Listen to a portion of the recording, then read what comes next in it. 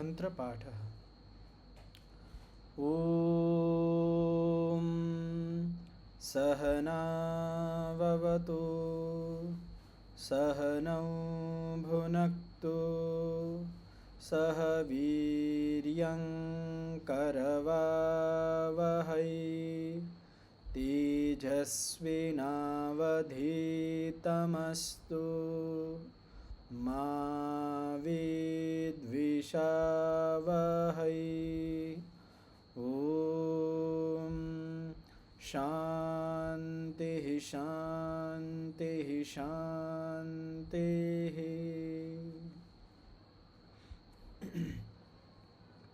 ગઈકાલના પાઠમાંથી કોઈને કંઈ પૂછવું હોય, કંઈ પ્રશ્ન હોય તો પૂછી શકો છો.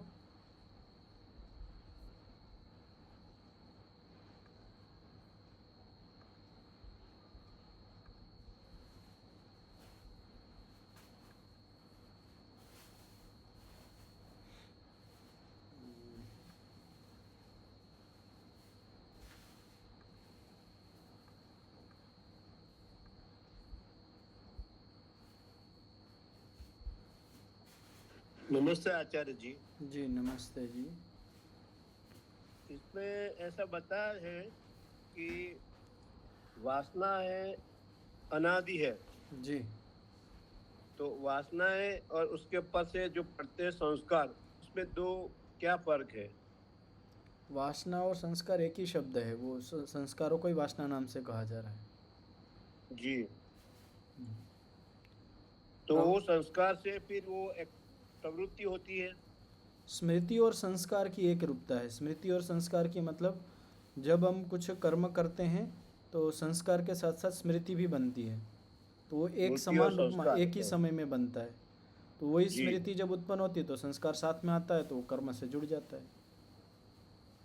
तो पहले संस्कार आता है कि स्मृति आती है? पहले स्मृति जी। पहले स्मृति, फिर संस्कार और फिर कर्म का फल। फिर कर्म होता है, फिर उसका फल होता है। फिर कर्म के बाद फिर संस्कार, फिर स्मृति, ऐसा चक्र रहता है। फल मिला तो फिर वो संस्कार समाप्त हो गया, ऐसा नहीं? नहीं, फल मिलने के बाद तो वो हो गया, लेकिन वो कर्म फिर हम दोबारा करते हैं ना, तो उससे फिर नया संस्कार बनता है, नई स्मृति बनती है, उस रूप में चक्र रहता है। तो दोबारा बनने का कारण भी स्मृति है? हाँ, स्मृति, संस्कार और स्मृति है। जी जी, धन्यवाद धन्यवाद। तो આજે જે યોગ દર્શનનો ચતુર્થ પાદ છે એનો 11મો સૂત્ર આપણે વિચાર કરશું. તો આ સૂત્રની અંદર 11મા સૂત્રની અંદર એ 11મા સૂત્રની અંદર એક વિશેષ પ્રકારની અહીંયા વિચાર, એક ચિંતન છે આ સૂત્રની અંદર કે આ જે સંસ્કાર બને છે એનું કારણ શું છે, આ સંસ્કાર કેવી રીતે બને છે, અને આ સંસ્કારોને હટાવવા હોય તો આપણે શું કરી શકીએ. કારણ કે મુક્તિમાં જવું હોય, મોક્ષમાં જવું હોય તો એનો અંતિમ ઉપાય છે કે આ વાસના રૂપી જે સંસ્કાર છે એનો અભાવ થવો જોઈએ. તો સંસ્કારનું કારણ શું છે, કે એને ઉત્પત્તિનું કારણ શું છે, અને અભાવ કેવી રીતે થાય. તો એના માટે 11મું સૂત્ર છે, हेतु फलाश्रयालंबनैः संगृहीतत्वात् येषाम् अभावे तद अभावः. तो सूत्रનું ઉચ્ચારણ કરજો, માઇક બધા ખોલી લેજો. हेतु फल आश्रय आलंबनैः संगृहीतत्वात् येषाम् अभावे तद अभावः. माइक बंद कर लेजो. तो 4 વસ્તુ છે, હેતુ, ફલ, આશ્રય અને આલંબન. આ 4ના હિસાબે જે વાસનારૂપી જે સંસ્કારો છે એ સંગ્રહિત થાય છે, એકત્રિત થાય છે, ઉત્પન્ન થાય છે. તો પહેલું કારણ શું છે? વાસના, આપણા અંદર જે સંસ્કાર બને છે એનું પહેલું કારણ છે હેતુ. બીજું છે ફલ, ત્રીજું છે આશ્રય અને ચોથું છે આલંબન. જ્યાં સુધી આ 4 વસ્તુ રહેશે ત્યાં સુધી સંસ્કારો બનતા રહેશે, સંગ્રહિત થતા રહેશે. એશામ અભાવે, જ્યારે આ ચારેયનો અભાવ થઈ જાય, હેતુ, ફલ, આશ્રય અને આલંબનનો અભાવ થઈ જાય, તદ અભાવ, ત્યારે વાસનાઓનો સ્વતઃ સ્વાભાવિક રીતે અભાવ થઈ જશે. આનું વ્યાસભાષ્ય જોઈએ આપણે. વ્યાસભાષ્ય છે હેતુ. હેતુ પહેલા હેતુને સમજાવવામાં આવે છે. હેતુ એટલે શું? તો ધર્માત સુખમ અધર્માત દુઃખમ. આ તો બધાને ખ્યાલ જ છે. સુખનું મૂળ શું છે? તો ધર્મ છે. ધર્મથી સુખ થાય છે. અધર્માત દુઃખમ, અધર્મથી દુઃખ થાય છે. દુઃખનું કારણ છે અધર્મ અને સુખનું કારણ છે ધર્મ. સુખાદ રાગ, દુઃખાદ દ્વેષ. રાગ આપણને ક્યારે થાય? સુખના કારણે થાય. જ્યાં સુખ હોય ત્યાં રાગ હોય, અને દ્વેષ જ્યાં દુઃખ હોય ત્યાં દ્વેષ હોય. દ્વેષ એટલે આપણે એનાથી દૂરી કરવા માંગતા હોય. તો જ્યાં જ્યાં આપણને દુઃખ હોય એનાથી આપણે બચતા હોઈએ છીએ, એનાથી આપણે દૂર ભાગતા હોઈએ છીએ, એનું નામ છે દ્વેષ. તો આ 4ના હિસાબે જ પ્રયત્ન થાય છે. પ્રયત્ન આત્માનો ગુણ છે. તો બધા આત્માઓને સુખ જોઈ છે, દુઃખથી નિવૃત્તિ જોઈ છે. તો ધર્મ, અધર્મ, સુખ અને દુઃખ, આના હિસાબે જ પ્રયત્ન ગુણ આત્માનો કાર્ય કરે છે. તેના મનસા, પ્રયત્નના કારણે આત્માનો જે પ્રયત્ન ગુણ છે, પ્રયત્ન કોઈ ક્રિયા નથી. આ ધ્યાનથી સમજજો. આપણે એમ કહીએ ને કે મેં બહુ પ્રયત્ન કર્યો આના માટે, તો એ પ્રયત્ન આપણે ક્રિયારૂપમાં કહીએ છીએ, કર્મરૂપમાં કહીએ છીએ. પણ અહીંયા જે પ્રયત્ન છે એ ક્રિયા કે કર્મરૂપમાં નથી, આ ગુણ છે, આત્માનો ગુણ છે. ત્યાં કોઈ એવી વિશેષ પ્રકારની કોઈ ક્રિયા થતી એવું નથી. આપણે જ્યારે કહીએ કે મેં અહીંયા સુધી પહોંચવા, લક્ષ્ય સુધી પહોંચવા માટે અત્યંત પ્રયત્ન કર્યો છે, તો એ પ્રયત્ન ક્રિયારૂપમાં આપણે લોકમાં વાપરીએ છીએ. પણ અહીંયા જે પ્રયત્ન શબ્દ છે એ આત્માનું ગુણ છે. તો એ પ્રયત્નના કારણે તેના, હવે જ્યારે આત્માની અંદર પ્રયત્ન ગુણ કાર્ય કરે તો તેના મનસા વાચા કાયેન વા પરિસ્પંદમાન પરમ અનુગૃહણાતિ ઉપહંતિ વા. તો પ્રયત્નના હિસાબે એ જીવાત્મા મનસા, મનના માધ્યમથી, વાચા, વાણીના માધ્યમથી, કાયને એટલે શરીરના માધ્યમથી. તો માનસિક, વાચનિક અને શારીરિક 3 પ્રકારના કર્મ હોય છે. તો જીવાત્મા મનથી, વાણીથી અને શરીરથી પરિસ્પંદમાન, ગતિમાન થતો હોય, ક્રિયમાણ થાય છે. એટલે હવે એની અંદર ક્રિયા કરવાનું પ્રારંભ થાય છે. પરમ અનુગૃહણાતિ ઉપહંતિવા, બીજાને અનુગ્રહિત કરે છે. ઉપહંતિ, દુઃખ પણ આપે છે. તો બીજાને અનુગૃહણાતિ, બીજાનો સહયોગ પણ કરે છે, એનો ઉપકાર પણ કરે છે, અને ઉપહંતિ, અને બીજાને દુઃખ પણ આપે છે, એને હિંસા પણ કરે છે.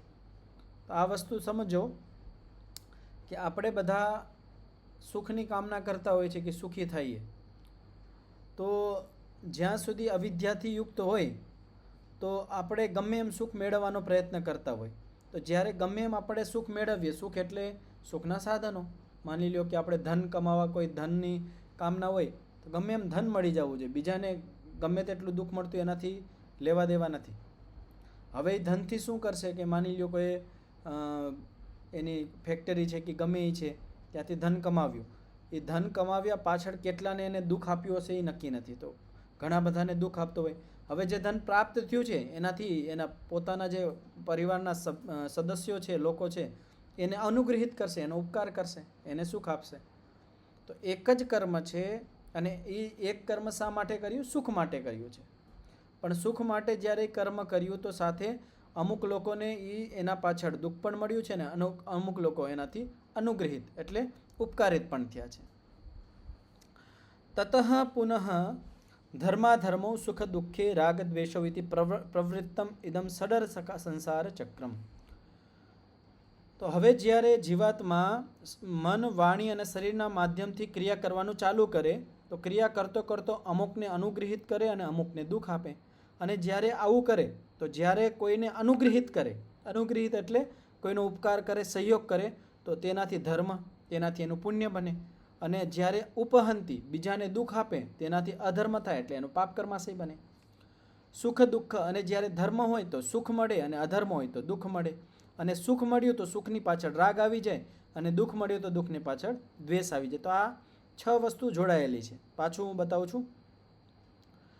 જ્યારે મનુષ્ય મન, વાણી અને શરીરથી ક્રિયા કરવાનું પ્રારંભ કરે તો એ ક્રિયા શેના હિસાબે કરતો હોય? કાં તો એ સુખ મેળવવા માટે કરતો હોય, દુઃખથી બચવા માટે કરતો હોય. તો જ્યારે એ ક્રિયા કરવાનું પ્રારંભ કરે તો એ ક્રિયા કરવાનું પ્રારંભ કર્યું તો એ ક્રિયાથી કોકને કોક સુખી પણ થશે ને કોઈ દુઃખી થશે, કોઈનો ઉપકાર થશે અને કોઈને દુઃખ મળશે.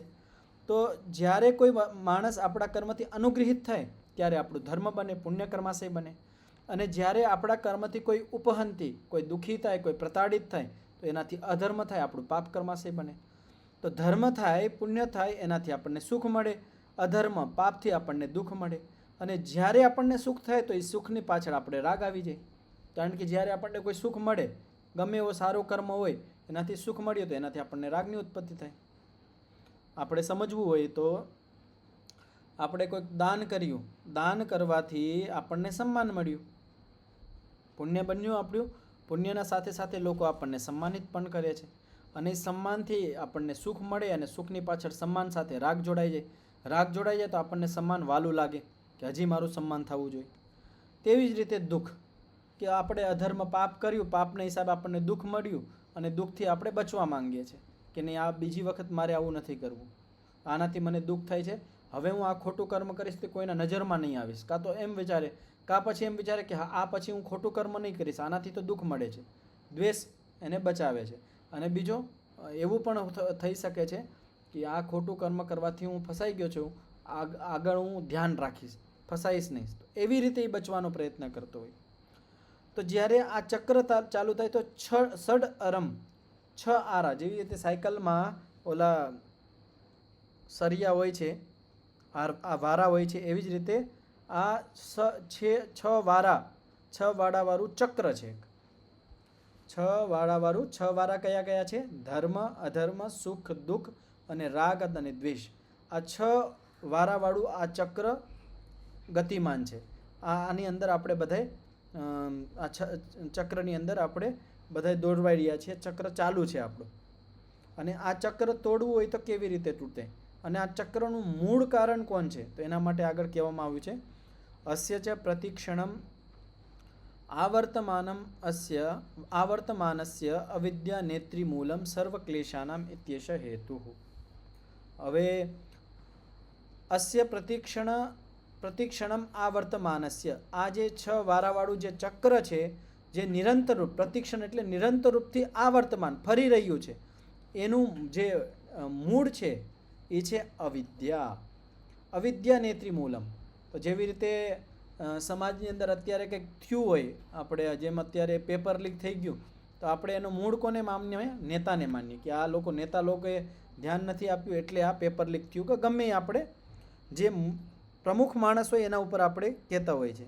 કંઈક ફેક્ટરીમાં આગ લાગી ગઈ હોય, કંઈક થઈ ગયું હોય તો આપણે કહીએ કે આ મેન માણસે ધ્યાન નથી દીધું એટલે થાય. તો તેવી જ રીતે અહીંયા અવિદ્યા નેત્રી, નેત્રી એટલે નેતા છે, કારણ છે, મૂળ છે. કોનું? આ જે 6 આરાવાળું જે ચક્ર છે એનું મૂળ છે. સર્વ ક્લેશાના મિત્યેશ. કારણ કે જ્યાં સુધી આ ક્લેશ રહેશે ત્યાં સુધી આ 6 વારાવાળું ચક્ર ફરતું રહેશે ને આપણે આ 6 વારાવાળા ચક્રની અંદર આપણે ફસાયા રહેશું ને આપણે આમાં ફરતા રહેશું. તો હેતુ આવી ગયો. હેતુ બધાને સ્પષ્ટ થઈ ગયું હશે. હેતુ વાસનામાં એટલે સંસ્કારોના સંગ્રહિત થવામાં પહેલું કારણ છે. તો હેતુ કોણ થયું? અવિદ્યા. અવિદ્યાના કારણે આપણા અંદર સંસ્કારો ઉત્પન્ન થાય છે, વાસનાઓ ઉત્પન્ન થાય છે, સંગ્રહિત થાય છે. તો પહેલું છે અવિદ્યા, હેતુ. બીજું કીધું હતું, બીજું કારણ શું હતું વાસનાનું? વાસના બને એનું બીજું કારણ હતું ફલ. તો ફલ શું છે? ફલમ તો યમ આશ્રિત્ય યસ્ય પ્રત્યુત્પન્નાઃ ધર્માદે નહીં અપૂર્વોપજન. તો ફલ યમ આશ્રિત્ય, જેને આશ્રિત કરીને, લક્ષિત કરીને આપણે ધર્મ આદિ કર્મો કરીએ છીએ. તો ફલ જ્યાં સુધી હોય ત્યાં સુધી આપણે ધર્મ, અધર્મ, જ્ઞાન, અજ્ઞાન આ બધું કરતા જાય. આ વાત ધ્યાનથી સમજજો. ફલ એટલે શું? કે જ્યાં સુધી આપણા અંદર સકામતા રહેશે, ફલની કામનાઓ રહેશે, મને આનું ફળ મળી જાય, આનું ફળ મળી જાય, આનું ફળ મળી જાય, ત્યાં સુધી આપણે ધર્મ અધર્મ ને આ બધું કરતા જ રહેશું. તો જ્યાં સુધી સકામતા છે ત્યાં સુધી આપણે ધર્મને એવું બધું કરતા રહેશું, અને જ્યાં સુધી ધર્મને આ બધું કરશું ત્યાં સુધી આપણી સંસ્કારો બનતા રહેશે. તો બીજું કારણ શું છે વાસનાનું ફળ? તો પહેલું કારણ થઈ ગયું અવિદ્યા. અવિદ્યા હેતુરૂપમાં છે કે અવિદ્યાના કારણે આપણા અંદર વાસનાઓ બને છે. બીજું છે કારણ ફળ, કે જ્યાં સુધી આપણને ફળની કામના છે, સકામતા છે, ત્યાં સુધી પણ વાસનાઓ બનશે આપણા અંદર. અને ત્રીજું કારણ છે આશ્રય. તો હેતુ અને ફલ થઈ ગયા. આશ્રય એટલે શું? મનસ્તુ સાધિકારમ આશ્રયો વાસનાનામ, કે જે સાધિકારવાળું જે મન છે એ વાસનાનું આશ્રય છે, ઘર છે. અહીંયા જ વાસનાઓ રહે છે. આ મન ન હોય, આ સાધિકાર મન ન હોય તો આ વાસના પણ ન રહે. સાધિકાર મન એટલે શું? પાછળ પણ ઘણી બધી વખત આ ચર્ચા આવી છે. સાધિકાર એટલે જે મનનો અધિકાર અત્યારે સમાપ્ત નથી થયો. મને ભગવાનને મનને બનાવીને એનો અધિકાર આપ્યો છે કે તું આ જીવાત્માને ભોગ અને અપવર્ગની સિદ્ધિ કરા. તો જ્યાં સુધી આપણું મન આપણને અપવર્ગ સુધી ન પહોંચાડે, મોક્ષ સુધી ન પહોંચાડે, ત્યાં સુધી સાધિકાર હોય, અધિકાર સહિત હોય, હજી એનું કાર્ય પૂરું નથી થયું. તો સાધિકાર મન છે એ વાસનાઓનો આશ્રય છે. તો જ્યાં સુધી આશ્રય હશે ત્યાં સુધી વાસના એમનેમ રહેવાની છે, સંસ્કારો એમનેમ રહેવાના છે. તો આ વાસનાઓનું ત્રીજું કારણ છે આશ્રય. આશ્રય એટલે સાધિકાર મન. નહીં અવસિતાધિકારે મનસી નિરાશ્રયા વાસના સ્થાતુમ ઉત્સહંતે, કે જ્યારે આપણું મન અવસિતા અધિકાર થઈ જાય, એટલે મનનો જે અધિકાર છે, મનનો જે કાર્ય છે એ પૂરું થઈ જાય, એ પછી એની અંદર વાસનાઓ સ્થાતુમ ન રહંતી ઉત્સહંતે, એની અંદર વાસનાઓ પછી ન રહી શકે. વાસનાઓ ત્યાં સુધી જ રહેશે જ્યાં સુધી એ આપણું જે મન છે એ સાધિકારવાળું છે. જ્યારે આપણું મન અવસિતા અધિકાર થઈ જાય, એનું જે કાર્ય છે મનનું અપવર્ગ સુધી પહોંચાડવું, જ્યારે ત્યાં અપવર્ગ સુધી પહોંચાડી દે એ પછી વાસના એની અંદર નથી રહી શકતી, એ નિરાશ્રય બની જાય છે. આ વસ્તુ ધ્યાનથી સમજજો. આશ્રય ક્યારે હોય? જ્યાં સુધી મન સાધિકાર હોય. જ્યાં સુધી મન સાધિકાર હોય ત્યાં સુધી વાસનાનું આશ્રય બને છે, ઘર બને છે. અને જ્યારે આપણું મન અવસિતા અધિકાર બની જાય, એનો અધિકાર પૂર્ણ થઈ જાય, એ પછી વાસનાનું એ ઘર નથી બનતું. હવે 3 થઈ ગયા. ચોથું કારણ શું છે વાસનાઓનું? તો યદ અભિમુખી ભૂતમ વસ્તુમ યામ વાસનામ વ્યનક્તિ તસ્યાસ્તદ આલંબનમ. તો આ તો આપણે બધાને અનુભૂત વિષય છે. યદ અભિમુખી ભૂતમ વસ્તુ, જે આપણે સામે જે વસ્તુ આવી, જેમ માની લ્યો કે કોઈ ખાવા પીવાની વસ્તુ આપણે સામે આવી, તો વાસનામ વ્યનક્તિ, ત્યારે એ વાસનાને પ્રકટ કરે છે. માની લ્યો કે કોઈને કંઈક ખાવાની ઈચ્છા, જમવાની ઈચ્છા હોય, એ વસ્તુ સામે આવી, તો જ્યારે એ વસ્તુ સામે આવે, ભજીયા છે કે શીરો છે, જેને જે પસંદ હોય, એક મનમાં વિચાર કરવાનો, એક કલ્પના કરવાની કે આ વસ્તુ મને પસંદ છે. જ્યારે એ વસ્તુ આપણા સામે આવે તો શું થાય? ત્યારે એ વસ્તુ એવી વાસનાઓને, એવા સંસ્કારોને પ્રકટ કરી દે છે. તસ્યાસ્તદ આલંબનમ. તો એ જે સંસ્કાર ઉત્પન્ન થાય છે એ વસ્તુને જોઈ, તો એ એનું આલંબન છે. આપણને માની લો કોઈ વસ્તુને જોઈને ખાવાની ઈચ્છા થઈ, તો પાકું થઈ ગયું કે આ વસ્તુ આ સંસ્કારોનું આલંબન છે. આ વસ્તુના કારણે મારા અંદર આ સંસ્કારો પ્રકટ થયા છે. એવમ હેતુ ફલ આશ્રય લંબનૈર એતે સંગૃહિતા સર્વા વાસના. તો આ સિદ્ધાંત છે, સિદ્ધાંત વાક્ય છે. તો આવી જ રીતે હેતુ, ફલ, આશ્રય અને આલંબનના કારણે જ આપણા અંદર બધી જ પ્રકારની વાસના, એટલે બધા પ્રકારના સંસ્કારો સંગ્રહિત થાય છે, એકત્રિત થાય છે, ભેગા થાય છે, ઉત્પન્ન થાય છે. એશામ અભાવે, જ્યારે આ 4 વસ્તુનો અભાવ થઈ જાય, હેતુ, ફલ, આશ્રય અને આલંબન, આ 4 વસ્તુઓનો અભાવ થઈ જાય, તત સંશ્રયાણામ અપી વાસનાનામ અભાવ. તો એના જે આશ્રિત જે વાસનાઓ છે એનો પણ અભાવ થઈ જાય. તો આ 4 વસ્તુઓનો અભાવ કરવો પડે.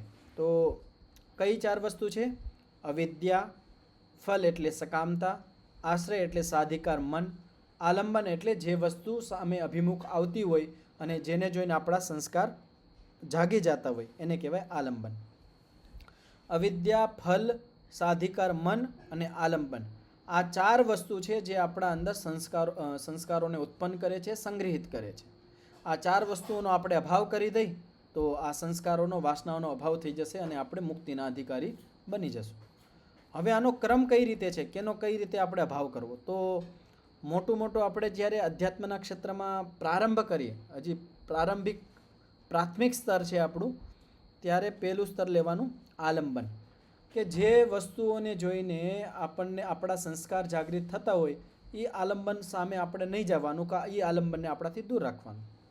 કે ગમે તે માની લ્યો ક્રોધના સંસ્કાર આવે છે, કોઈ વસ્તુને જોઈને આપણને ક્રોધ આવી જાય તો એ આલંબનથી બચવાનું. પ્રારંભિક સ્થિતિ છે, એ આલંબન મારા સામે ન આવવું જોઈએ, હું એનાથી બચીને રહું.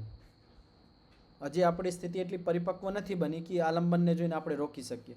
કોઈ વસ્તુ જોઈને આપણને ખાવાની ઈચ્છા થઈ જતી હોય ને આપણે રોકી ન શકતા હોય પોતાને, તો સમજી લેવાનું આલંબન છે, આનાથી મારે બચવાનું. એમ જે ઇન્દ્રિયો પ્રતિ જે આલંબન છે એનાથી પહેલાં આલંબનોથી બચવાનું. તો એનાથી આપણા જે સંસ્કારો છે એ નવા સંસ્કારો ઓછા બનશે. આના પછી બીજું શું છે? સકામતા. તો સકામતા જે ફળની કામના છે એને ઓછી કરવાની, નિષ્કામ બાજુ જવાનું.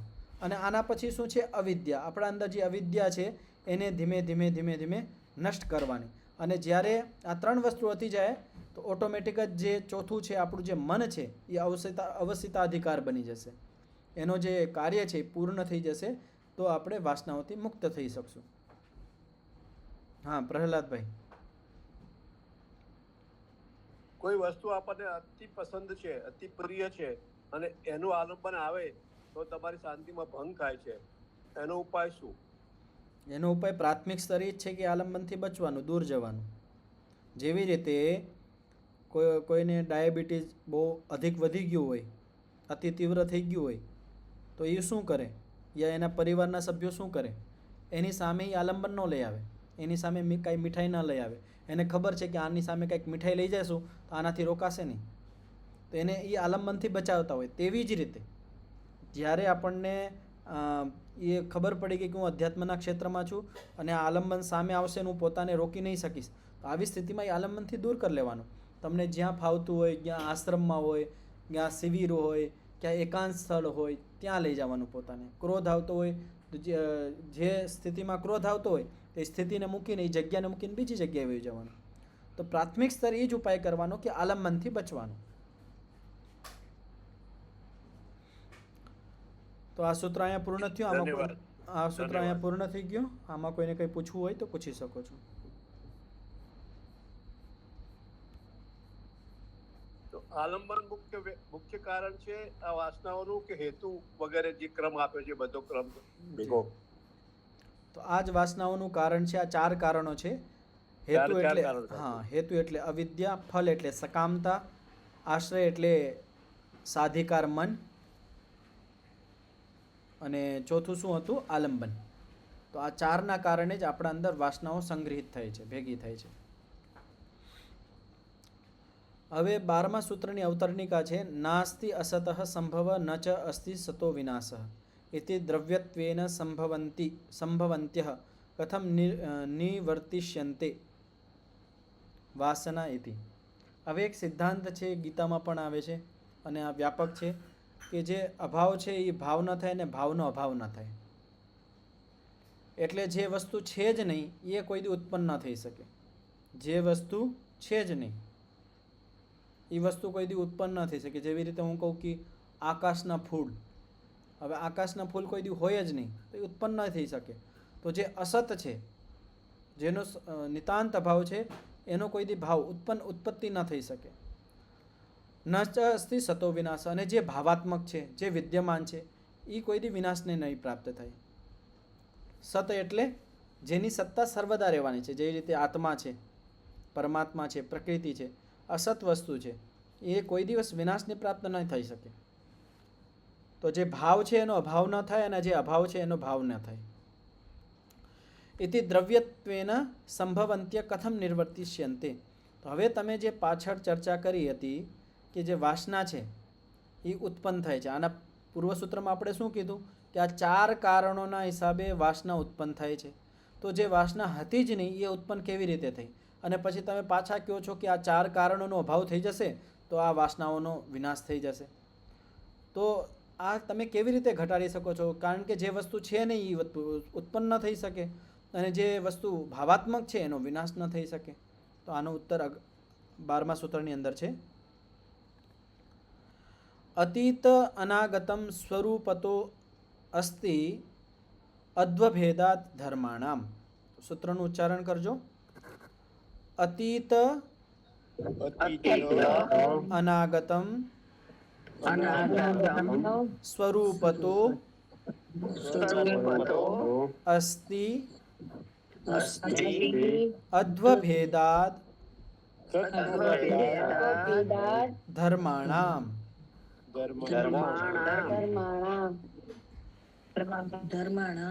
જી. તો જે ધર્મ છે એના વિષયમાં આ કહેવામાં આવે છે કે અતીત અનાગતમ સ્વરૂપતો અસ્તિ. કે ધર્મ હોય છે 3 પ્રકારના હોય: અતીત ધર્મ, અનાગત ધર્મ અને વર્તમાન ધર્મ. તો વર્તમાન ધર્મ તો આપણે બધાને સ્વીકાર છે કે અત્યારે જે વસ્તુ છે વર્તમાન સામે આપણને દેખાય છે, આપણને બધાને સ્વીકાર્ય છે કે આ વર્તમાન ધર્મમાં છે.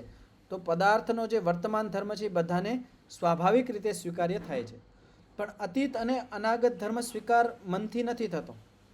પણ અહીંયા શું કહેવામાં આવે છે કે અતીત અને અનાગત આ બંને જે ધર્મ છે સ્વરૂપતઃ અસ્તિ, આનું પણ સ્વરૂપ છે, વિદ્યમાન છે, કોઈ અભાવાત્મક વસ્તુ નથી. કેવી રીતે? અદ્વભેદાત ધર્માણામ. કે અદ્વભેદ, અદ્વભેદ એટલે કાલ. અદ્વ કહેવાય માર્ગને. જુદા જુદા માર્ગ છે ધર્મોના, જુદા જુદા માર્ગ. માર્ગ એટલે જુદા જુદા કાળ છે. ગમે એ ધર્મ હોય એ જુદા જુદા કાળની અંદર વિભક્ત હોય છે. જેવી રીતે હું કહું કે કેરી છે, કેરીની અંદર ઘણા બધા ધર્મો છે, હે ને? અત્યારે કાચી છે તો કાચી ધર્મ અત્યારે વર્તમાન છે. લેકિન જે પાકવાની છે તો એ પાકવાની છે એ ધર્મ અત્યારે પાકેલી નથી, એ અત્યારે કાચી છે. તો અનાગત ધર્મ એની અંદર વિદ્યમાન છે. તો કેરીની અંદર કેટલા ધર્મ હોઈ શકે છે અને એના કેટલા જુદા જુદા ભેદ હોઈ શકે છે. કે અત્યારે કેરી કાચી છે, કાચા પહેલાં નાની હતી, ખાખડી હતી, અત્યારે ખાખડી નથી. તો જે ખાખડી રૂપમાં હતી એ અત્યારે અતીત રૂપમાં છે, અને અત્યારે જે કાચી રૂપમાં દેખાય એ વર્તમાન છે, અને પાકશે એ અનાગત છે. તો અદ્વભેદ એટલે કાળનો આમાં ભેદ છે.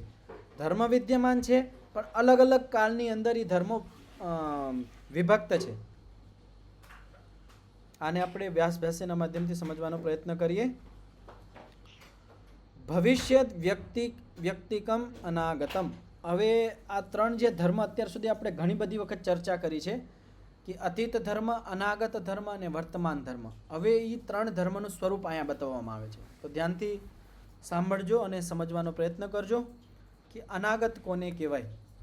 તો બોલે ભવિષ્યત વ્યક્તિકમ અનાગતમ. કે જે ભવિષ્યત વ્યક્તિ છે એને અનાગત ધર્મ કહેવાય. વ્યક્તિ એટલે શું? કે જે ભવિષ્યની અંદર જે વ્યક્ત થવાનું છે, પ્રકટ થવાનું છે, ભવિષ્યની અંદર જે પ્રકટ થવાનું છે એને કહેવાય અનાગત. આ બધા પાકું કરી લેજો. પાછું વાક્ય બોલું છું. જે વસ્તુ, જે ધર્મ ભવિષ્યની અંદર વ્યક્તિ એટલે વ્યક્ત થવાનું છે, પ્રકટ થવાનું છે, એને કહેવાય અનાગત ધર્મ. અનુભૂત વ્યક્તિકમ અતીતમ. અતીત કોને કહેવાય? કે અનુભૂત વ્યક્તિ, કે જે વ્યક્ત થઈને અનુભૂત થઈ ગયું છે, જેને આપણે અનુભવ કરી લીધું છે, જેનું વ્યક્તિત્વ એટલે જેનું પ્રકટીકરણ આપણે અનુભૂત કરી લીધું છે એને અતીત કહેવાય. કે જે કેરી સામે દેખાતી હતી આના પહેલાં એ ખાખડી હતી, એનો આપણે અનુભવ કરી લીધો કે આ ખાખડી હતી આના પહેલાં, એ અનુભૂત વ્યક્તિત્વ છે, એ અતીત ધર્મ થઈ ગયું. સ્વવ્યાપાર ઉપારૂઢમ વર્તમાનમ. વર્તમાન ધર્મ કોને કહેવાય? સ્વવ્યાપાર ઉપારૂઢમ. જો વર્તમાન વ્યાપારમાં આરૂઢ છે, અર્થાત વર્તમાનમાં એ ચાલી રહ્યું છે, વ્યક્ત છે, જે અત્યારે વ્યાપારમાં વ્યક્ત છે. અત્યારે જે કેરી આપણા સામે દેખાય છે, કાચી છે તો આપણને દેખાય છે, તો એ વ્યાપાર ઉપારૂઢ છે. તો જે સામે અત્યારે પ્રકટ છે એને કહેવાય વર્તમાન. તો વસ્તુ સમજમાં આવી ગઈ છે. જે ભવિષ્યની અંદર પ્રકટ થશે એ અનાગત ધર્મ, જે પ્રકટ થઈને અનુભવ થઈ ગયું છે એ અતીત ધર્મ, અને જે અત્યારે સામે પ્રકટ છે એ વર્તમાન ધર્મ. ત્રયમ ચ એતદ વસ્તુ જ્ઞાનસ્ય જ્ઞેયમ, કે આ જે ત્રણેય છે અતીત, અનાગત અને વર્તમાન, આ ત્રયમ ચ એતદ વસ્તુ જ્ઞાનસ્ય, આ જે વસ્તુ છે એનું જ્ઞાન અને ધ્યેય છે. આ વાસ્તવમાં છે, એવું નથી, કલ્પના નથી. જે વસ્તુ આપણને સામે દેખાય એનું જ્ઞાન ધ્યેય છે, જાણવા યોગ્ય છે. આના વગર કાર્ય ચાલશે જ નહીં. કેવી રીતે? તો યદિ ચ એતत् સ્વરૂપતો ન અભવિષ્યત નેદમ નિર્વિષયમ જ્ઞાનમ જ્ઞાનમ ઉદપત્સ્યત તસ્માત અતીત અનાગતમ સ્વરૂપતો અસ્તિ. હવે એક વસ્તુ સમજાવવામાં આવે છે કે માની લ્યો કદાચ કે આપણે કોઈ એમ કહી દઈએ કે આ ભવિષ્ય, આ જે અતીત અને અનાગત જે આ છે એના સ્વરૂપ જ નથી. કોઈ એમ કહી દે કે આ અતીત અને અનાગત નામની કોઈ વસ્તુ નથી, જે છે એ વર્તમાન છે. તો આવી સ્થિતિની અંદર નિર્વિષયમ જ્ઞાનમ ન ઉત્પદસ્યત, તો જે નિર્વિષયક જ્ઞાન છે એ ઉત્પન્ન જ નહીં થશે. નિર્વિષયક જ્ઞાન એટલે શું? કે માની લો કોઈ વસ્તુ સામે છે, અત્યારે સામે કેરી છે, તો અત્યારે આપણે જેને કેરી કહી છે, તો કેરી શા માટે, કેવી રીતે કહી શકીએ એને કેરી? તો કેરી કહેવાનો આધાર શું છે? કે અત્યારે કાચી છે એટલે આપણે કેરી છે, આપણને ખબર છે કે એનો ભવિષ્યવાળો પાકવાનો ધર્મ છે, પાકી જશે. અત્યારે કાચી છે અને આના પહેલાં એ ખાખડી રૂપમાં હતી. તો આ જે આપણને જ્ઞાન થાય છે, સામે દેખાય છે, એ ત્યારે જ થઈ શકે જ્યારે અતીત અને અનાગત આપણે એને સ્વીકાર કરીએ. આનું બીજું ઉદાહરણ તમને દઉં કે આપણે કહીએ કે અત્યારે આ યુવાન થઈ ગયો છે, આ બાળક યુવાન થઈ ગયો છે, તો આપણે યુવાન કઈ રીતે કહી શકીએ છીએ? એનો આધાર શું છે? તો એનો આધાર અતીત અને અનાગત જ છે, નકર આપણે એને યુવાન ન કહી શકીએ. આપણને ખબર છે અત્યારે યુવાન થયો છે, તો આના પહેલાં આ બાળક હતો, તો આપણે અતીત ધર્મના હિસાબે જ આપણે એને યુવાન કહીએ છીએ. અને આપણને ખબર છે કે આગળ હજી આ પ્રૌઢ બનશે, યુવાન પછી આ પ્રૌઢ થશે, વૃદ્ધ થશે, અત્યારે આ યુવાન છે. તો અતીત અને અનાગત બંને ધર્મ આપણે સામે વ્યક્ત છે, સામે દેખાય છે, ત્યારે આપણે એને વર્તમાન ધર્મમાં યુવાન કહીએ છીએ, નકર આપણે યુવાન ન કહી શકીએ. તો આ જ્ઞાન ઉત્પન્ન જ નહીં થશે. તસ્માદ અતીત અનાગતમ સ્વરૂપતો અસ્તિ, તો આના હિસાબે અતીત અને અનાગત આ વાસ્તવમાં સ્વરૂપ આનું વિદ્યમાન છે, કંઈ કાલ્પનિક વસ્તુ નથી. અતીત અને અનાગત આ વિદ્યમાન ધર્મ છે. હજી આને સ્પષ્ટ કરવામાં આવે છે, કિંચ ભોગ ભાગીયસ્ય વા અપવર્ગ ભાગીયસ્ય વા કર્મણઃ ફલમ ઉત્પિત્સુ યદિ નિરૂપાખ્યમ ઇતિ તદ ઉદ્દેશેન તેન નિમિત્તેન કુશલ અનુષ્ઠાનમ ન યુજ્યેત. કે ભોગ ભાગીયસ્ય કર્મણઃ અને અપવર્ગ ભાગીયસ્ય કર્મણઃ, તો બે પ્રકારના કર્મ છે કે જે ભોગરૂપી કર્મ છે અને અપવર્ગવાળા કર્મ છે. તો આ કયા કર્મ છે? તો આને ટૂંકમાં આપણે સમજવું હોય તો ભોગ ભાગીય કર્મ કોને કહેવાય? તમારામાંથી કોઈને સમજમાં આવતું હોય તો હું પાછા શબ્દ બોલું છું. ભોગ ભાગીય કર્મ કયા છે અને અપવર્ગ ભાગીય કર્મ કયા છે? હા, પ્રિયંકાબેન. ભોગ ભાગ્ય કર્મ છે સંસાર રૂપી કર્મો છે, સકામ કર્મ. સકામ કર્મ. ઓકે. અને જે મોક્ષ ને કૈવલ્ય ને પહોંચવા માટેના જે અકામ કર્મ હોય એ નિષ્કામ કર્મ, એ નિષ્કામ કર્મ હે ને? તો ભોગ ભાગીય કર્મ એટલે સકામ કર્મ, અપવર્ગ ભાગીય કર્મ એટલે નિષ્કામ કર્મ. તો આ બંને કર્મનું ફળ હોય છે. હવે ધ્યાનથી સમજજો કે એવા પણ કર્મ હોય છે જેનું ફળ મોક્ષ હોય છે. પાછું વાક્ય બોલું છું, એવા પણ કર્મ હોય છે જેનું ફળ મોક્ષ હોય છે. એવા કયા કર્મ છે? નિષ્કામ કર્મ છે. તો નિષ્કામ કર્મનું ફળ શું છે? મોક્ષ છે. નિષ્કામ કર્મ કરવાથી મોક્ષ પ્રાપ્ત થશે અને સકામ કર્મ કરવાથી ભોગ એટલે સંસાર પ્રાપ્ત થશે. સકામ કર્મ કરવાથી સકામ કર્મનું ફળ શું છે? ભોગ છે. અને નિષ્કામ કર્મનું ફળ શું છે? અપવર્ગ છે. યદિ નિરૂપાખ્યમ ઇતિ તદ ઉદ્દેશેન તેન નિમિત્તેન કુશલ અનુષ્ઠાનમ ન યુજ્યત. હવે ધ્યાનથી સમજજો કે આપણે અતીત અને અનાગત વસ્તુને સ્વીકાર જ ન કરીએ કે અતીત અને અનાગત નામની કોઈ વસ્તુ જ નથી, તો કોઈ દિવસ આપણું અપવર્ગ સિદ્ધ નહીં થાય અને ભોગ પણ સિદ્ધ નહીં થશે. શા માટે? કે જે કર્મ અત્યારે આપણે કરી રહ્યા છીએ અત્યારે વર્તમાનમાં, એનું ફળ ક્યારે મળવાનું છે? ભવિષ્યમાં મળવાનું છે ને. કે અત્યારે માની લો હું જે ધ્યાન અને સાધના કરું છું એનું જે ફળ છે એ તરત તો મળવાનું નથી. જે કર્મ કરતા હોય તો ફળ તો પછી જ મળવાનું છે. અમે કોઈ માણસ છે આખો દી મજૂરી કરતો હોય તો એને કાં તો મહિનાના છેલ્લે કાં આખો દી મજદૂરી કર્યા પછી આખો દી પૂરો થઈ જાય પછી મજૂરી કર્યા પછી એને એનું ફળ મળે છે. ફળ સાથે સાથે તો મળતું નથી. તો ફળ તો કેવું છે? અનાગત છે. આપણા બધાનો પ્રેક્ટિકલ છે. અગર આપણે અનાગત ધર્મને સ્વીકાર ન કરીએ તો આપણું જે કર્મ, આપણે જે પણ કર્મ કરીએ છીએ, નિષ્કામ કર્મ કરીએ છીએ, એનું ફળ શું છે? અપવર્ગ છે. એ તો અનાગત છે, એ કોઈ દિવસ પ્રાપ્ત જ નહીં થશે. તેવી જ રીતે જે સકામ કર્મ કરીએ છીએ, સારા સકામ કર્મ કરીએ છીએ, દાન કરીએ છીએ, સેવા કરીએ છીએ, એનાથી જે આપણો સંસારમાં જે ઉત્કૃષ્ટ થવાનો છે, ભોગ થવાનો છે, એ પણ નહીં થશે. તો અતીત અને અનાગત આપણે એનું અસ્તિત્વ સ્વીકાર ન કરીએ તો કોઈ દિવસ આપણું મોક્ષ અને ભોગ સિદ્ધ ન થઈ શકે. તો આનાથી શું સિદ્ધ થયું? કે અતીત અને અનાગત આ વાસ્તવમાં સ્વરૂપતઃ વિદ્યમાન છે, કોઈ કાલ્પનિક વસ્તુ નથી. તો જેવી રીતે આપણે વર્તમાન ધર્મનું અસ્તિત્વ સ્વીકાર કરીએ છીએ, આવી જ રીતે અતીત અને અનાગત ધર્મ પણ વિદ્યમાન છે, એનું પણ અસ્તિત્વ છે. સતશ્ચ ફલસ્ય નિમિત્તમ વર્તમાનીકરણે સમર્થમ ન અપૂર્વોપજને. તો સતશ્ચ ફલસ્ય નિમિત્તમ વર્તમાનીકરણે સમર્થમ. હવે આ વસ્તુ ધ્યાનથી સમજો. સતશ્ચ ફલસ્ય નિમિત્તમ, કે જે આપણે કર્મ કરીએ છીએ એનું ફલનું નિમિત્ત વર્તમાનીકરણ છે.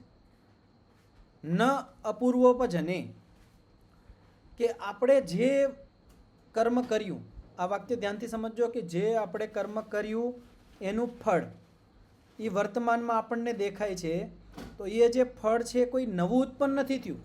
એ ફળ છે એ અનાગતમાં હતું અને અત્યારે વર્તમાનમાં છે. કે જ્યારે આપણે કર્મ કરી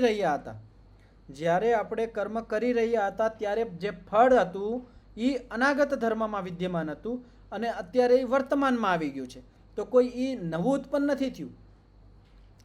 સિદ્ધમ નિમિત્તમ નૈમિત્તિકસ્ય વિશેષ અનુગ્રહમ કુરુતે ન અપૂર્વમ ઉત્પાદયતિ ઇતિ. તો સિદ્ધમ નિમિત્તમ નૈમિત્તિકસ્ય, તો જે આપણે કર્મ કરતા હોય છે તો કર્મના હિસાબે ફળ મળે છે. તો કર્મ નિમિત્ત છે અને નૈમિત્તિક છે ફળ. વિશેષ અનુગ્રહમ કુરુતે ન પૂર્વમ ઉત્પાદયતિ. તો કર્મ કોઈ ફળને ઉત્પન્ન નથી કરતું, ફળ વિદ્યમાન છે. કે માની લો કે ફળ એટલે માની લે કે આપણે સાચું બોલશું, સત્ય બોલશું તો બધા આપણા ઉપર વિશ્વાસ કરશે. સત્ય બોલવાનું ફળ શું છે? કે આપણા ઉપર બધાનો વિશ્વાસ થાય. તો આ વિશ્વાસ છે એ કોઈ નવો વિશ્વાસ ઉત્પન્ન નથી થતો, એ ફળ પહેલાંથી વિદ્યમાન છે, અનાગત ધર્મમાં છે. અત્યારે આપણે સત્યનું આચરણ કર્યું, કર્મ કર્યું, નિમિત્ત કર્યું, તો હવે જે અનાગત રૂપમાં નૈમિત્તિક ફળ હતું એ હવે વર્તમાનમાં આવી ગયું. તો અપૂર્વમ ન ઉત્પાદયથી કોઈ નવું ફળ ઉત્પન્ન નથી કરતું. આ આટલી બધી ભૂમિકા શા માટે બનાવે છે છેલ્લે આપણને ખબર પડશે. તો ધર્મી ચ અનેક ધર્મ સ્વભાવ. તો જે ધર્મી છે એ અનેક ધર્મના સ્વભાવવાળો હોય છે. ધર્મી છે એ અનેક ધર્મના સ્વભાવવાળો એટલે એક પાછું ઉદાહરણ લઈ લઉં. ધર્મી એટલે કોઈ વસ્તુ. જેવી રીતે મેં કેરી લીધી તો કેરીની અંદર કેટલા બધા ધર્મ છે. એ લીલું અત્યારે લીલા કલરનું છે, પાછી પીળા કલરનું થશે, પાકશે, અનાગત ધર્મ છે, અતીત ધર્મ છે, વર્તમાન ધર્મ છે, એના પરિણામો ધર્મો છે. એવી રીતે જુદા જુદા ઘણા બધા ધર્મો એની અંદર વિદ્યમાન છે. તો ધર્મીની અંદર ઘણા બધા ધર્મો વિદ્યમાન હોય છે. તસ્ય ચ અધ્વભેદેન ધર્મ પ્રત્યવસ્થિતા. એ બધા જે ધર્મ છે એની અંદર વિદ્યમાન છે, કાલ્પનિક નથી, પણ અધ્વભેદેન કાલના ભેદથી. અત્યારે કોઈ ધર્મ વર્તમાનમાં છે, કોઈ ધર્મ અતીતમાં છે, કોઈ ધર્મ અનાગતમાં છે. જો કેરી અત્યારે આપણને લીલી દેખાય છે, અત્યારે એની અંદર લીલું છે એ વર્તમાન ધર્મ છે, પીળું થશે એ અનાગત રૂપમાં છે, પણ ધર્મ એની અંદર જ છે, વસ્તુની અંદર. અને જે ખાખડી હતી એ અત્યારે વહી ગઈ છે, અતીત રૂપમાં છે. ન ચ યથા વર્તમાનમ વ્યક્તિ વિશેષાપન્નમ દ્રવ્યતો અસ્તિ એવમ અતીતમ અનાગતમ ચ. હવે આ વસ્તુ ધ્યાનથી સમજો કે આની અંદર એક વસ્તુ કહેવામાં આવી છે કે યથા, કે જેવી રીતે જે વર્તમાન ધર્મ છે એ વ્યક્ત થાય છે, વિશેષ રૂપથી વ્યક્ત થાય છે, આવી રીતે દ્રવ્યના અતીત અને અનાગત ધર્મ વ્યક્ત નથી થતા. એ આપણા બધાના અનુભવ છે કે કોઈ પણ અતીત અને અનાગત ધર્મને આપણે વ્યક્ત ન કરી શકીએ, પ્રકટ ન કરી શકીએ સામે. કે અત્યારે જે કેરી, કાચી કેરી દેખાય છે તો હું કહું નહીં, આની અંદર જે અત્યારે પાકવાનો જે ધર્મ છે, પીળો થવાનો ધર્મ છે, તમે એમાં મને સામે બતાવો, તો આપણે ન બતાવી શકીએ. પણ વિદ્યમાન એ વસ્તુની અંદર છે. એ જે કેરી છે અત્યારે ભલે કાચી હોય, લીલી દેખાય છે, પણ એની અંદર પીળો થવાનો જે ધર્મ છે, પિત્ત ધર્મ છે, એ અત્યારે એની અંદર વિદ્યમાન છે, પણ આપણે એને વ્યક્ત કરીને ન બતાવી શકીએ. અને જે ખાખડી ધર્મ પણ અત્યારે એની અંદર વિદ્યમાન છે, પણ એ અતીત રૂપમાં છે, એને પણ આપણે પ્રકટ કરીને ન બતાવી શકીએ. તો અતીત, અનાગત અને વર્તમાન, આના અંદરથી જે વર્તમાન ધર્મ છે એ જ વ્યક્ત રૂપમાં આપણને દેખાય છે. કથમ તરી, તો પછી અતીત અને અનાગતને કેવી રીતે આપણે સ્વીકાર કરી શકીએ? સ્વેનૈવ વ્યંગ્યેન સ્વરૂપેણ અનાગતમ અસ્તિ. સ્વેન, તો જે અનાગત ધર્મ છે પોતાના સ્વરૂપમાં વિદ્યમાન હોય છે, પણ કયા રૂપમાં હોય છે? વ્યંગ્યેન. આ શબ્દ ઉપર ધ્યાન આપજો. વર્તમાન હોય છે એ વ્યક્ત હોય છે, અને અનાગત હોય છે વ્યંગ્ય હોય છે. વ્યંગ્ય એટલે વ્યક્ત થશે. વ્યંગ્ય એટલે જે વ્યક્ત થશે. તો અનાગત ધર્મ, જે કેરી હું તમને કહેતો હતો કે અત્યારે જે કાચી છે, જ્યારે પાકશે તો જે પાકવાનો ધર્મ છે વ્યંગ્ય રૂપમાં છે અને વ્યક્ત થશે આગળ. જ્યારે વ્યક્ત થશે ત્યારે વર્તમાનમાં આવી જશે. અત્યારે જે અનાગત છે વ્યંગ્ય રૂપમાં એનું સ્વરૂપ છે. તો વર્તમાનનું સ્વરૂપ થઈ ગયું વ્યક્ત રૂપમાં અને અનાગતનું સ્વરૂપ થઈ ગયું વ્યંગ્ય રૂપમાં. સ્વેન ચ અનુભૂત વ્યક્તિકેન સ્વરૂપેણ અતીતમ અસ્તિ. અને અતીત છે એ કેવું છે? અનુભૂત વ્યક્તિક છે. ધ્યાનથી સમજજો. જે અહીંયા હતું એ તો વર્તમાન વ્યક્તિક હતું, અને અહીંયા છે અનુભૂત વ્યક્તિ. એટલે અતીતનું સ્વરૂપ શું છે? અતીત જે ધર્મ છે, જે અત્યારે મેં કાચી કેરી લીધી હતી, જે ખાખડી રૂપમાં હતી, અત્યારે એ અતીત રૂપમાં છે. તો એનું સ્વરૂપ આપણે શું રૂપમાં કહી શકીએ? તો અનુભૂત વ્યક્તિ કહ. એટલે એનું જે વ્યક્તિત્વ હતું, પ્રકટીકરણ હતું, એ અનુભૂત કરી લીધું છે આપણે. એ જ એનું સ્વરૂપ છે. વર્તમાનસ્ય એવ અધ્વાનઃ સ્વરૂપ વ્યતિરિક્તિ. તો જે વર્તમાન જે અધ્વા છે, જે કાલનો જે અધ્વા એટલે માર્ગ, કાલ. કાલનો 3 ભાગ હતા, 3 પ્રકારના માર્ગ છે: અતીત, અનાગત અને વર્તમાન. અતીત, અનાગત અને વર્તમાન. એમાં જે અધ્વા જે વર્તમાન છે, સ્વરૂપ વ્યક્તિ, આ જ ખાલી આપણને સ્વરૂપમાં સામે પ્રકટ થાય છે. ન સા ભવતી અતીત અનાગતસ્ય અધ્વાનો. કે જે અતીત અને અનાગત જે કાલના ભેદ છે એ કોઈ દી સ્વરૂપ રૂપમાં વ્યક્ત નહીં થશે, પણ એની અસ્તિત્વ છે, એની વિદ્યમાનતા છે, એ કોઈ કાલ્પનિક વસ્તુ નથી. એકસ્ય ચ અધ્વાનઃ સમયે દ્વૌ અધ્વાનૌ ધર્મી સમન્વાગતૌ ભવત એવ ઇતિ. હવે આ પણ વાક્ય અત્યંત મહત્વપૂર્ણ છે. એકસ્ય અધ્વાનઃ સમયે, એક અધ્વા, એક ધર્મ અત્યારે વિદ્યમાન છે, વર્તમાન ધર્મ. દ્વૌ અધ્વાનૌ ધર્મી સમન્વાગતૌ, તો બીજા 2 જે ધર્મ છે એ એની અંદર સમન્વિત છે. જે મેં કાચી કેરી તમને કહું છું, કાચી કેરી અત્યારે વર્તમાન ધર્મ આપણને દેખાય છે, પણ અતીત અને અનાગત ધર્મ એ ધર્મી એટલે કેરીની અંદર સમન્વિત છે, વિદ્યમાન છે. ન અભૂત્વા ભાવ સ્ત્રયાણામ અધ્વાનામ ઇતિ. તો આ છેલ્લું વાક્ય છે કે અભૂત્વા, કે કોઈ વસ્તુ નથી અને અત્યારે થઈ ગઈ એવું કોઈ દિવસ નહીં બને. તો આ 3 ધર્મ સદૈવ વિદ્યમાન રહે છે. હવે આવી જાઓ પ્રશ્ન ઉપર, મેન પ્રશ્ન ઉપર, કે જે વાસનાનો પ્રશ્ન કર્યો હતો, કે જે વાસના છે, સંસ્કાર છે, તો જે આપણે કહેતા હતા કે આ નવી વાસના ઉત્પન્ન થઈ, તો કેના હિસાબે થઈ? અવિદ્યાને કારણ વાસના ઉત્પન્ન થઈ. તો આપણે જે ઉત્પન્ન થઈ એનો મતલબ શું છે? પ્રકટ થઈ છે. અવિદ્યાના કારણે જે વાસના અત્યારે અનાગત રૂપમાં હતી, અત્યારે એ વ્યક્ત રૂપમાં, વર્તમાન રૂપમાં આવી ગઈ છે. તો અભાવથી ભાવ નથી થયો, એનો ભાવ પહેલાંથી વિદ્યમાન હતો, પણ એ અનાગત રૂપમાં હતો. અત્યારે એ વર્તમાન રૂપમાં આવી ગયો છે. એવી જ રીતે અવિદ્યા પછી હતું ફળ, કે સંકામતાને કારણે વાસનાઓ, સંસ્કારો ઉત્પન્ન થાય છે. તો ઉત્પન્ન થાય છે એનો મતલબ શું છે? પ્રકટ થાય છે. કોઈ નવું નથી, નવી સંસ્કારો નથી બનતા. સંસ્કારો તો પ્રવાહથી અનાદિ છે, પણ એ અત્યારે જે સંસ્કાર છે એ અનાગત રૂપમાં હતા. અનાગત પણ એનો જ ધર્મ છે. તો અનાગત રૂપમાં હતા, અત્યારે વર્તમાનમાં આવી ગયા. તો જે વાસનાઓ છે એ વાસ્તવમાં વસ્તુતઃ વાસનાઓ નવી નથી બનતી. વાસનાઓ અનાગત રૂપમાં છે, અત્યારે વર્તમાન રૂપમાં આવે છે. તો તો ભાવનું જ આપણે પ્રકટીકરણ બતાવીએ છીએ, ભાવથી અભાવ નથી બતાવતા. હવે બીજો પ્રશ્ન કે આપણે જે કહેતા હતા કે હેતુ, ફલ, આશ્રય અને આલંબન, આ 4 વસ્તુનો અભાવ થઈ જાય તો વાસનાઓ નષ્ટ થઈ જાય છે. તો નષ્ટ નથી થતી. આ 4 વસ્તુનો અભાવ થઈ જશે તો એ જે વાસનાઓ છે જે વર્તમાનમાં હતી એ અત્યારે અતીત ધર્મમાં વહી જશે. તો પહેલાં અનાગત ધર્મમાં હતી, અત્યારે વર્તમાનમાં આવી ગઈ અને પછી અતીતમાં વહી જશે. તો આ જે ધર્મ છે ચિત્તના છે. ચિત્ત તો એમનેમ રહેવાનું છે. ચિત્તની અંદર જે ધર્મ છે એ બદલાય છે. તો કોઈ નવા ધર્મ નથી બનતા ને કોઈ નષ્ટ નથી થતું. તો એ આપસમાં ખાલી ધર્મનું પરિવર્તન થાય છે.